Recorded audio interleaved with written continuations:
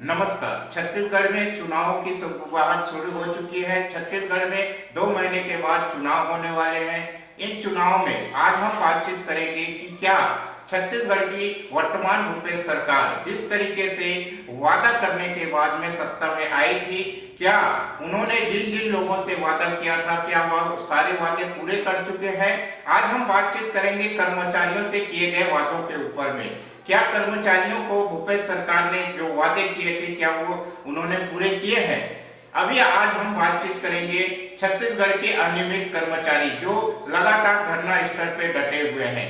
आज हम बातचीत करेंगे इन्हीं छत्तीसगढ़ अनियमित कर्मचारी मोर्चा के प्रदेश संयोजक गोपाल प्रसाद साहू से और जानेंगे कि भूपेश सरकार ने जिस तरीके से इन अनियमित कर्मचारियों से वादा किए थे, क्या वो सारे वादे पूरे हो चुके या वो किए गए वादों से कितने संतुष्ट हैं?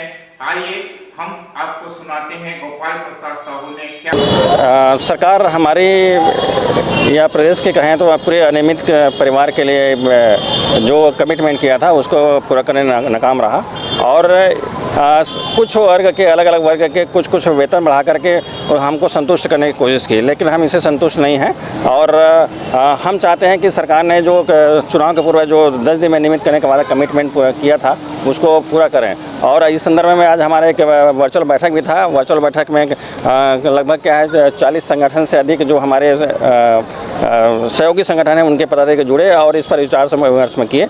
नेक्स्ट फिर अभी हम जल्दी बैठक करेंगे, उसके बाद हम आगे के आंदोलन की। देखिए चुनाव तो 1.5 महीना बाकी है और इन बीच जो आंदोलन करेंगे एक अग्रेसिव आंदोलन होगा और अपनी बातों को एक सक्षम तरीके से हम रखेंगे शासन प्रशासन समक्ष।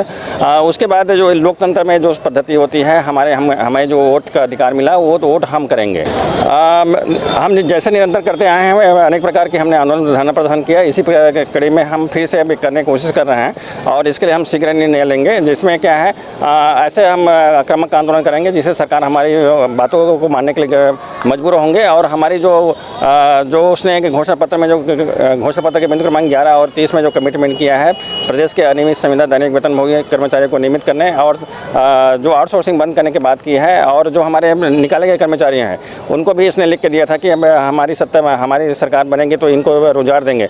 लेकिन ये सारे चीज़ मुद्दे जो हैं कहीं ना कहीं क्या है सरकार हमको इग्नोर कर रही है, तो इसका परिणाम तो सरकार को आने वाले दिनों में दिखना आगाज़ करेगा। देखिए हमारा प्रयास निरंतर चलता रहता है। हम इस सभी संगठनों के जो पदाधिकारी उनसे चर्चा करते हैं। आज भी हमने गूगल मीट के माध्यम से वर्चुअल बैठक करके हमने अपना बात रखा है। कई सारे संगठन के लोग आए थे, कुछ लोग नहीं आ पाए, उसके लिए हम और बैठक रखेंगे। इस तरह से हम अपने साथियों को मोटिवेट करेंगे और जो एक निराशा का माहौल है क्योंकि ये 4.5 साल बहुत लंबी अवधि हो गई, सरकार का अब कोई समय नहीं रह गया है, केवल 1.5 महीना की समय है। तो इस बीच हम अब कैसे अनियमित आंदोलन को गति दे सकते हैं इस पर हम समग्र चर्चा कर रहे हैं और अपने साथियों को मोटिवेट भी कर रहे हैं और इसके लिए मुझे उम्मीद है कि हम एक मजबूत आंदोलन हम छेड़ पाएंगे। देखिए सभी जगह अलग अलग वर्ग के होते हैं, लेकिन हम ये नहीं बोल सकते किसी के खिलाफ मत करेंगे, लेकिन स्वाभाविक रूप से क्या है हर व्यक्ति अपने अधिकार के लिए अपने जहाँ पर उनको अपना अधिकार मिलता है वहाँ पर जाता है, उसको वोट देते हैं। तो स्वाभाविक रूप से हम भी इस तरह से सिचुएशन में आएंगे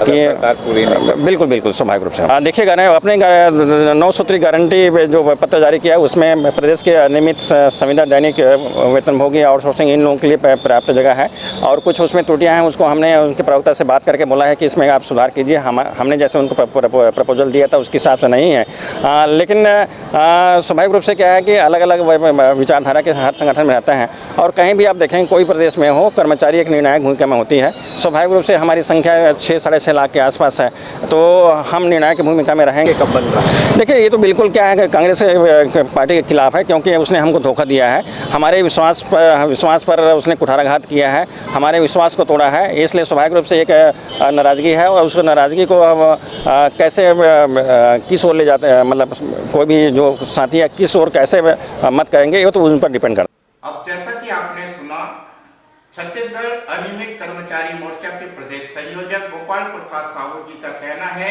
कि जिस तरीके से भूपेश सरकार सत्ता में आने से पहले इनसे वादा की थी, वो वादे इन्होंने पूरे नहीं किए। यानी कर्मचारी पूरी तरीके से असंतुष्ट नजर आ रहे हैं। तो अगर ये कर्मचारी असंतुष्ट रहते हैं तो क्या आने वाले चुनाव में भूपेश सरकार को फर्क पड़ेगा? देखते हैं। इन्हीं मुद्दों पे हमारी नजर लगातार बने रहेगी। आने वाले समय में कर्मचारी इसको लेके और क्या उग्र प्रदर्शन करते हैं या सरकार की मांगों, सरकार के द्वारा किए गए वादों से संतुष्ट होते हैं, इस पर हमारी नजर बने रहेगी। तो आप देखते रहिए अमन प्रकाश न्यूज। ऐसे ही सच्ची और सही खबरों के साथ हम फिर मिलते हैं। तब तक के लिए हमें इजाजत दीजिए। जय हिंद।